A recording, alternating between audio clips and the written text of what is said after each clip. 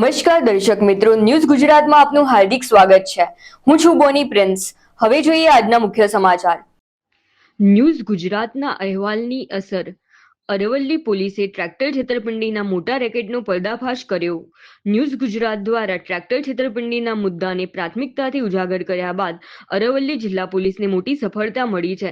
પોલીસે આંતરજિલ્લા ટ્રેક્ટર છેતરપિંડીના રેકેટનો પર્દાફાશ કરીને 20 ટ્રેક્ટર, 1 જીસીબી અને 10 ટ્રોલી કબજે કરી છે। અરવલ્લી જિલ્લા પોલીસને ટ્રેક્ટર છેતરપિંડીના મોટા રેકેટનો ભંડાફોડ કરવામાં નોંધપાત્ર સફળતા મળી છે। માલપુર પોલીસ સ્ટેશન ખાતે પોલીસ મહાનિરીક્ષક મનોહરસિંહ એન જાડેજાની ઉપસ્થિતિમાં સમગ્ર કેસની વિગતો જાહેર કરવામાં આવી હતી। આ કેસમાં મુખ્ય આરોપીઓ વિજય સુનિલ કારાભાઈ, પ્રવીણ મસાર, કનુ ભરવાડ અને કનુભાઈ પાંડોર સહિતના આરોપીઓની ધરપકડ કરવામાં આવી છે। પોલીસે તપાસ દરમિયાન સૌરાષ્ટ્ર વિસ્તારમાંથી કુલ 20 ટ્રેક્ટર, 1 જીસીબી અને 10 ટ્રોલી કબજે કરવામાં આવી છે। પોલીસના જણાવ્યા મુજબ છેતરપિંડીનો ભોગ બનેલા ખેડૂતોના ટ્રેક્ટરો કાયદાકીય પ્રક્રિયા પૂર્ણ થયા બાદ તેમના હકદાર માલિકોને પરત સોંપવાની કાર્યવાહી હાથ ધરવામાં આવશે। આ સફળ કામગીરીથી ખેડૂતોમાં રાહત અને ખુશીનો માહોલ જોવા મળી રહ્યો છે। સાથે જ અરવલ્લી જિલ્લા પોલીસે છેતરપિંડી અને મિલકત સંબંધિત ગુનાઓ સામે કડક કાર્યવાહી ચાલુ રાખવાનો સ્પષ્ટ સંદેશ આપ્યો છે। રિપોર્ટર રમણભાઈ ખાંટ, માલપુર। મેઘરજ 2 પોલીસ સ્ટેશનમાંથી અમને ફરિયાદ મળેલી કે ખેડૂતોના ટ્રેક્ટર જે છે અને ટ્રોલી અને જેસીબી મશીન વગેરે ઇલીગલી ભાડાના નામે લઈ જઈ અને ત્યાં એને અન્ય જગ્યાએ સસ્તા ભાવે વેચી દેવામાં આવે છે અને જ્યારે પછી એ વ્યક્તિ પોતે એ પરત લેવા જાય ત્યારે એને ગોળ ગોળ ફેરવવામાં આવે છે અને એનું ટ્રેક્ટર પરત મળતું કે નથી પૈસા મળતા। આ પ્રકારની ફરિયાદના આધારે માલપુર અને મેઘરજ બંને પોલીસ સ્ટેશનમાં અમે એફઆઈઆર દાખલ કરેલી। જે તે સમયે અમે એફઆઈઆર દાખલ કરી ત્યારે ટોટલ 40 ટ્રેક્ટરની એફઆઈઆર હતી।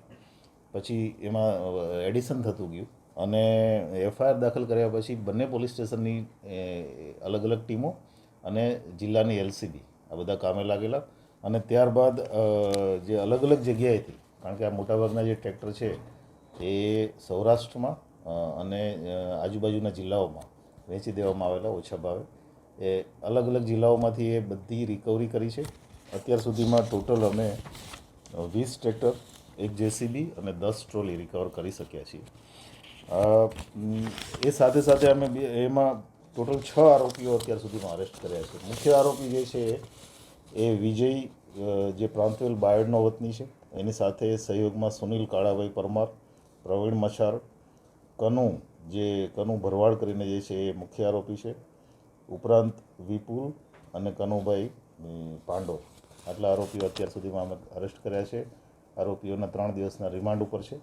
હજી આગળ એણે ટ્રેક્ટર જ્યાં જ્યાં પણ વેચ્યા છે અત્યારે પણ અમારી ટીમ અન્ય જગ્યાઓએ આ આરોપીઓ સાથે મૂવમેન્ટમાં છે અને આ રિકવરી માટે થઈને અમે પૂરેપૂરા પ્રયત્નો કરી રહ્યા છીએ। ટોટલ બંને પોલીસ સ્ટેશનમાં થઈ અને અમે લગભગ 4 કરોડની મુદ્દામાલની રિકવરી કરી છે અને આપના માધ્યમથી લોકોને પણ અપીલ છે કે આવા પ્રકારના ફ્રોડના ભોગ બનેલા હોય કે ખેડૂતો કે કોઈ પણ લોકો, તો એ તાત્કાલિક પોલીસ સ્ટેશનના નજીકના પોલીસ સ્ટેશનનો સંપર્ક કરે। એક બીજું કે ભવિષ્યમાં ક્યારેય આવી પ્રકારની જે લાલચ આપીને જે ટ્રેક્ટર ભાડે લઈ જાય છે તો એના પ્રોપર ડોક્યુમેન્ટેશન વગર અને પ્રોપર લીગલ કાર્યવાહી વગર એને કોઈને પણ આવી રીતે ટ્રેક્ટરો કે કોઈ પણ સાધન સામગ્રી ભાડે ના આપે।